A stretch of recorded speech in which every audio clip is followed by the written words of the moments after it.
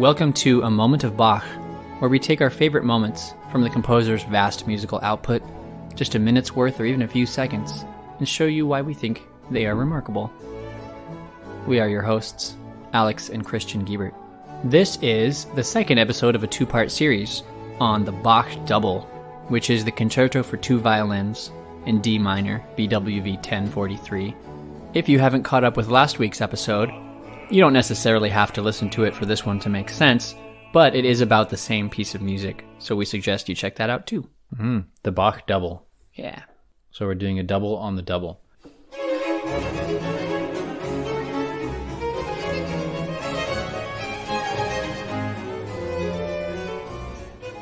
But first, everybody, we've got to take a second to remind our listeners, or let you know if you don't know this already, that the organization which has been kind enough to let us use their audio examples is the Netherlands Bach Society, and they're a very special group. So they're very open-minded, and they have all their stuff up on YouTube, and they have this ambitious project to record everything onto YouTube that Bach ever wrote. Yeah, all of Bach. It is the All of Bach video project, but also they turn 100 this year. They celebrate a huge anniversary, and we think that our listeners should know about it since they are the source of our music on this podcast. They were founded in 1921, and the reason they were founded is to play the St. Matthew Passion in the great church in Naarden. And at the end of that season, in 1922, they put on that performance, that first performance. And they've grown a lot and changed a lot over the past century. There's a great timeline on their website that you can check out all kinds of articles that were written over the last 100 years and see how the society has developed over the years to the point where it is now. They now play on authentic baroque instruments, and they have fully modernized into the internet age. I think a lot better actually than a lot of other organizations. Yeah. But their motto is Bach for everyone. That's why they are allowing us to use their music, I think. Because that's a very special thing. I mean, we talked about it on the very first episode, Alex. We talked about how that's a thing, but you can't just use music in a podcast and not ask, you know? Yeah, because even though the music of Bach, to perform it, is free public domain, you can't use someone else's professionally made recording without permission. Yeah, it will be copyrighted automatically, and usually. There's a lot of international laws that make things a little complicated, and definitely people on podcasts all the time play stuff without asking and usually get away with it. But since we knew we were going to be playing a lot of Bach, and we wanted access to a lot of different Bach works, that's why we asked them, and that we're glad we did that. Right, and anything we've played that hasn't been Bach or has been, I mean, there's hardly any time we ever do that, but in the last episode, for example, the clip from the Mozart Requiem that we played is from a public domain recording of that. So you can't find that for everything, so that's why we're indebted to the Netherlands Bach Society for providing us with such high quality recordings of all this Bach music. Yeah, it really is. You should check out their website, listener, if you haven't already. You should just check out their organization. If you are fortunate enough to live near them, you should attend one of their many, many concerts, because they do dozens and dozens of concerts every year, and they're always performing. It's really, really incredible. Yep. One day, Christian and I would like to make it out there. We've actually both been to the Netherlands for a short amount of time, but someday. Yeah, I wish we had the time. We'll go see a concert. Yeah. We didn't really know about it then, but I wish we had the time to do that. But they're a great organization. They want to make stuff free of charge to see on the internet, and they're always looking for new, interesting things to do. And they have this Young Bach Fellowship where they train amateur musicians in the area that they're located, and they have these education programs. It's really amazing. Listen to what they have to say about Bach in general. This is so great. It is awe-inspiring how Bach has remained so relevant across the ages. We can always go to him for inspiration, emotion, comfort, and reflection. In a hectic world, Bach's music is a constant factor for each generation. Bach for everyone. Yes.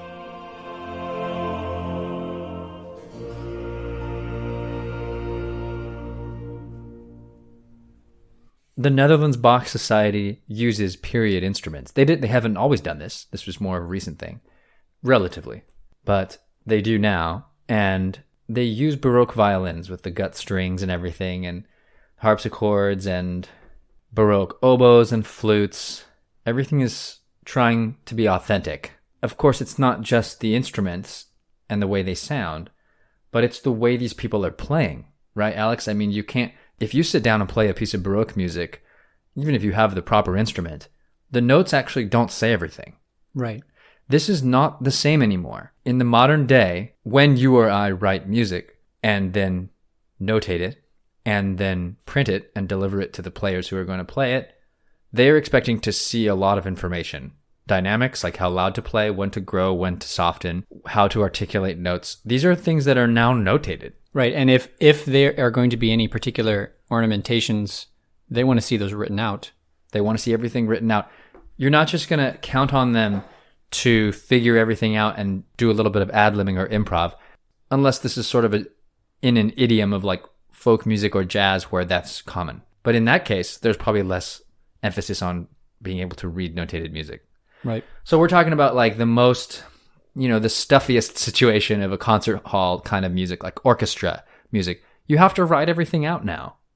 So then how are they performing this music of Bach where his notes are a little bit more bare bones?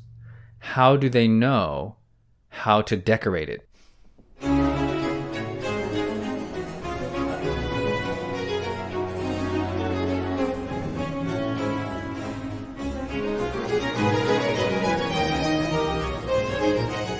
Because they're not just playing it, right, Alex?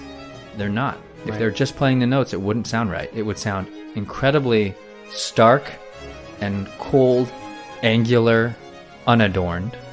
So what's happening is that they have all of this musical training in Baroque ornamentation, because the Baroque style is one of beautifying and refinement and ornamentation. Just think about the architecture. I always like to think of physical features of a building. It helps me think about music, because you can compare it to a building.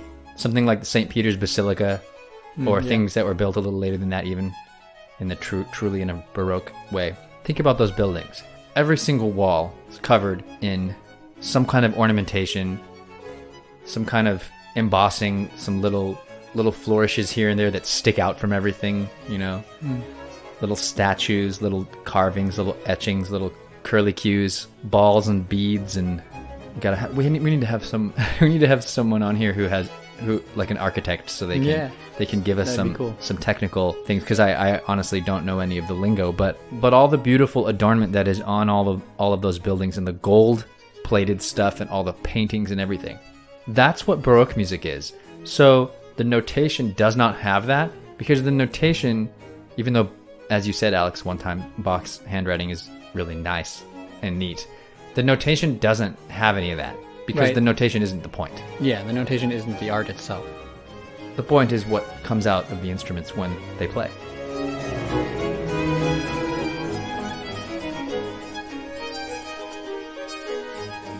And that's why the training of the people in this time period was honestly a little different. Now we have to read the music literally, and the composers are supposed to put some of that stuff in, most of it. Yeah. Well, and we're more specialized. Like a violinist today studied violin, right? A violinist then was also a composer, among a lot of other things. It was a really well-rounded education. Everybody was composed. All the musicians were composers. Yes, this is a concept that I think we've only ever talked about once, Alex. Yeah. But in that era, it was so different. I love it so much more, because now everything is so specialized. Now, Alex and we went to some various universities, and we met some people, and you'll meet someone in their major is cello performance, Yeah. And then they'll go and do a master's in cello performance, and they might even do a doctoral DMA degree in cello performance, and they will branch out a little bit in their academic studies to study something, but actually not branch out, but rather dig in even deeper and probably study something extremely specific about cello bows or something, like of 1824, or like something like ultra specific. Yeah. And it's the complete opposite of how it used to be. It used to be in Bach's time, you had to do everything.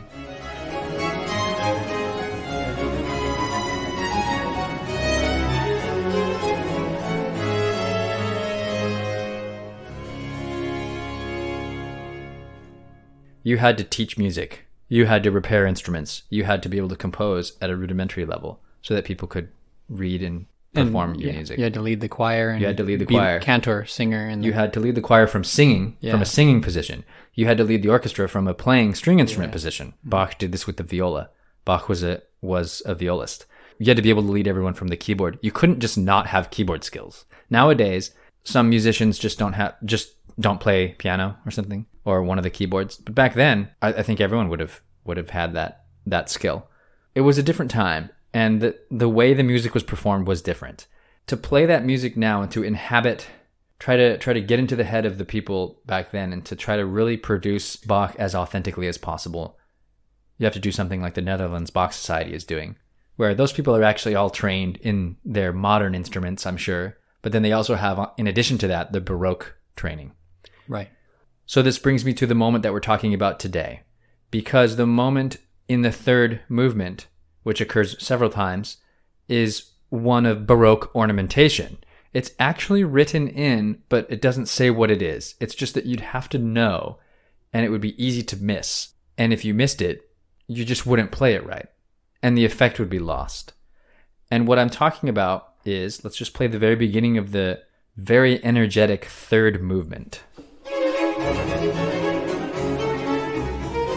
Okay, and then it ends with this little figure at the end of the phrase. Since this is fast, it's easy to blow right by that, right? But we listened to the interview of the two violin soloists, which you quoted last week, Alex. The violin soloists, Emily and Shunske, are talking. And Shunske notes that even after playing something this famous like a million times, he's still finding new things in it that he was just blowing right by. And he actually uses the word moment, which made me think, oh, this would be a good moment for our podcast. And he talks about that figure that we just played. And in fact, it is a baroque ornamentation. It is a baroque figure. Right. When I say ornamentation, I don't mean that he's like doing a little fancy trill on it or something. I'm just saying that it's one in a huge set of different baroque figures that are supposed to emulate something emotional. And this one is like a sigh. In German, this is called the Seufzer, the sighing motif. Yeah, you have to look harder and harder almost, because you get a little used to it. You get used to, I actually didn't realize that, for example, okay, there's a third one. There's such a, such a slick moment there for the first violin. I didn't see that little Seufzer, little sighing figure until I looked at it this time. I just played right past it. Little things like that always are deserving of attention. I think that's really kind of to forget that you know this piece so well. If you're playing baroque music without recognizing that this is Seufzer, you will probably just blow right by that. And I'm sure we can actually find recordings where they just play right through it.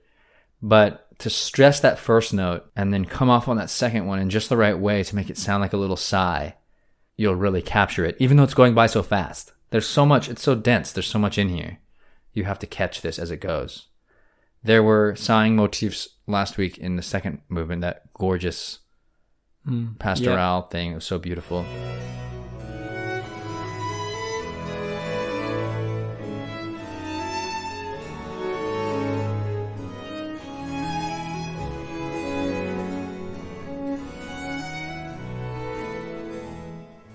Those things can happen slow and they can happen fast. But in something like this movement that's decorated so ornately with all these fast figures, it's not just the notes they're playing. Yeah. And that's where being a professional musician comes in with all its training, right? Especially if you're trained for a specific style like Baroque performance practice. And what I mean is this. Yes, in a rehearsal, the artistic director will be able to help performers and model things and say, go like this, da-da-da, da-da-da, and then they do it. But also, like, 95% of that has to just be ingrained in the person anyway before they get to the rehearsal, because based on their own experience, right, their own musical intuition, because otherwise you would waste too much time in rehearsal, because rehearsal time is precious, as we conductors know. As soon as you've got a group of people in a room together who are ready to make music, you don't want to waste their time.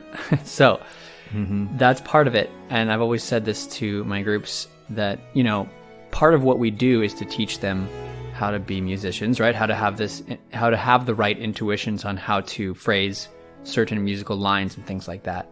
And then a lot of times, if they're trying to overthink something that's happening, then I'll just tell them to relax and use their own musical intuition and just phrase it.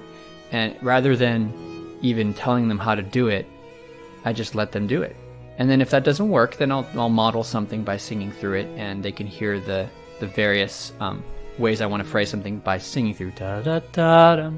Singing is key, yeah. Yeah, and even if it's an instrumental ensemble, it still helps to do that. Especially if it is, I think. Yeah. I mean, this comes up a lot with both of us, Alex, is that we'll be directing an ensemble and they'll be playing the notes straight. And sometimes the source material is even maybe an arrangement of something vocal. And in that case, we have to just sit down, take a break from the notes, from playing, and just maybe listen to or sing it. Listen to the song that it was based on, or if it's not based on a particular song, like this Bach example we have here, just still sing through the phrases with your voice and figure out, oh, it's a sigh.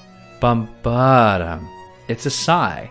Of course it's called that. It's not called like a violin swell. In German it's called a sigh. It mimics something you do with your voice, but more importantly with the character of your voice. It's something you do during a sentence as you express something, as you're speaking or singing, or even emoting, because this is all emotional.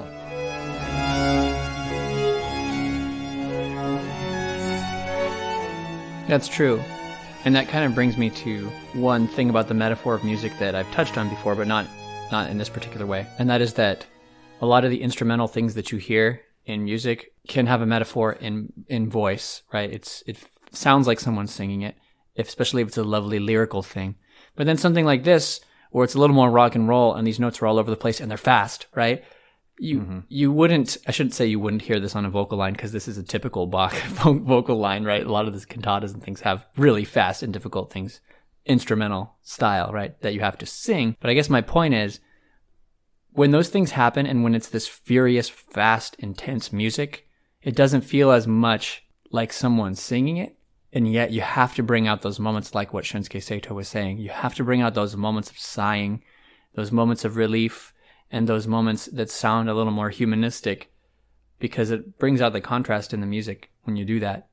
Mm-hmm. Yeah, and the contrast between consecutive parts of a phrase, or in one case, this sighing figure, its phrase is preceded by that rock and roll, like chug, chug, chug of them doing these eighth note, with each playing two notes each. They're doing double stops, and the two soloists are playing these chords, and it's just really actually kind of not ornamental. It's almost the opposite. Like for a moment, it's just headbanging, I think Shunske Sato says. It's not really Baroque, but then it switches back, and then there's a Baroque phrase that is the same as the beginning of the opening of the movement, and then it has another sigh.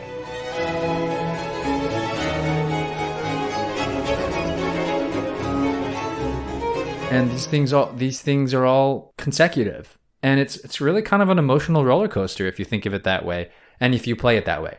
You can easily hear a performance of the Bach Double where they just play the notes, because they understand it as a technical exercise that's really fun to play and hear, because fast notes is exciting concert, you know? Yeah. But that's not what this is. It is a series of intense emotional phrases and gestures that are all densely packed for an emotional journey. Yeah. Oh, man, is it so easy to just coast and play the notes sometimes, you know? Or just sing the notes without giving any sort of interesting musical thing. And as a performer in an ensemble, sometimes you necessarily don't end up using your musical intuition to try and phrase things because you feel weird, because you're the only one that's going to do it. And that's where the director does need to come in and encourage those things, right? But eventually, you grow as a musician and you use your intuition. And when everybody does that and they're in a group with like-minded musicians, that's when the magic happens. And if you're thinking to yourself, how exactly is that done? Like, what's actually happening musically different when I do that? And the answer is the Seufzer thing is exactly what's happening, in that it usually comes down to stressing the right notes and really laying off the ones that are not stressed. Yeah. Because someone's gonna play that, they're gonna play it da da da, and then someone else is gonna play it bum ba da. And that second one is correct. Has so much more character. Yeah, it's almost da da. I would go so far as to say that the first one is wrong. In this style, yeah. Because even though the notes say that, a baroque instrumentalist must play more than the notes. And now, here is that Seufzer, sighing moment from the third movement of the Bach Double.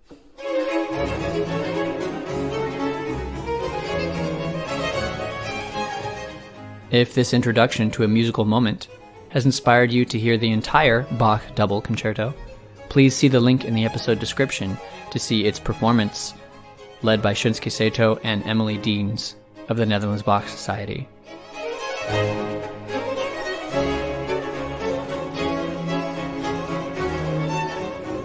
Do you want to hear our new episodes as we release them? Find us on your podcast app and hit subscribe, and that way, every time a new episode drops, it will download automatically on your device. Thanks so much to the people who have been rating and reviewing us, especially on iTunes. That really helps other people find the podcast. If you like the podcast, please go on iTunes and leave us a nice review. And huge thanks to the Netherlands Bach Society for providing us with these wonderful audio examples. We really couldn't have gotten anything better, I think. Yeah. It's just high quality stuff. And also congratulations to them on 100 years. Yeah, congratulations. Alex, what will we be talking about next week? Next week, we'll look at an organ work, the chorale prelude on Nun komm dir Heiden Heiland, which is a tune you might be familiar with if you listened to episode 2 of season 2 or episode 2 of season 1. In both of those, we talked about a cantata based on this tune, but this is an organ alone work based on this tune, BWV 659. Until next time, enjoy those moments.